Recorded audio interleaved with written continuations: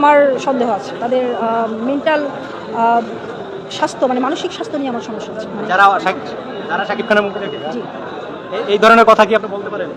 কেন বলতে পারবো না ভাই, কারণ কি উনি নায়ক, ঠিক আছে, সিনেমায় উনি ভালো অ্যাকশন করতেছে, ভালো অভিনয় করতেছে, কিন্তু আমরা তো এর বাইরে সারাক্ষণ ওনার সব কিছুই তো নিউজে আসতেছে, তাই না? সব কিছু তো সোশ্যাল মিডিয়াতে আসতেছে, তো সেটা তো আমাদের এফেক্ট করে। আমরা তো এখন শুধু তাকে নায়ক হিসেবে ভাবো না। না, আপনি যেভাবে বললেন যারা শাকিব খানের মুভি দেখে তাদের স্বাস্থ্য বা মানসিক, আপনি একটা জিনিস চিন্তা করে দেখেন, রিয়াজের সাথে কিন্তু পূর্ণিমার অ্যাফেয়ার ছিল, এটা সবাই জানে। এটা তো শোনা কথা, আমরা তো আসলে হ্যাঁ, এটা কিন্তু মোটামুটি শোনা কথা, কিন্তু তারপরেও উনি কিন্তু একটা সুন্দর পারিবারিক জীবন সে মেনটেন করতেছে। সেও কিন্তু একসময় অনেক পপুলার ছিল। হ্যাঁ, ফেরদৌস তার রাজনৈতিক ক্যারিয়ার যাই হোক সেটা ডিফারেন্ট, কিন্তু সেও কিন্তু একটা সুন্দর পরিবার মেনটেন করতেছে। কিন্তু শাকিব খান কিন্তু এই ক্ষেত্রে ব্যর্থ। উনি ওনার ফেমটাকেই সবচেয়ে বড় করে দেখেছেন, উনি ওনার ক্যারিয়ারকেই বড় করে দেখেছেন, কিন্তু পরিবার সেটাও কিন্তু একটা পার্ট অফ লাইফ। এটাকে উনি মূল্যায়নই করেন নাই, এটাকে উনি কখনো চিন্তাই করেন না।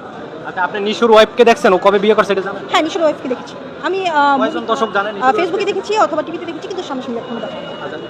আচ্ছা, নিশুর ওয়াইফকে কয়জন? আপনি এখানে জিজ্ঞেস করেন তো কয়জন মানুষ চেনেন? না, নিশু তার ওয়াইফকে তো এক্সপ্লোর করতে চায় না পাবলিকের সামনে, সে পাবলিকের সামনে আনতে গোপন করে রাখছে। নিশু সম্পূর্ণ ডিফারেন্ট একটা লোক। নিশু যে কবে বিয়ে করছে?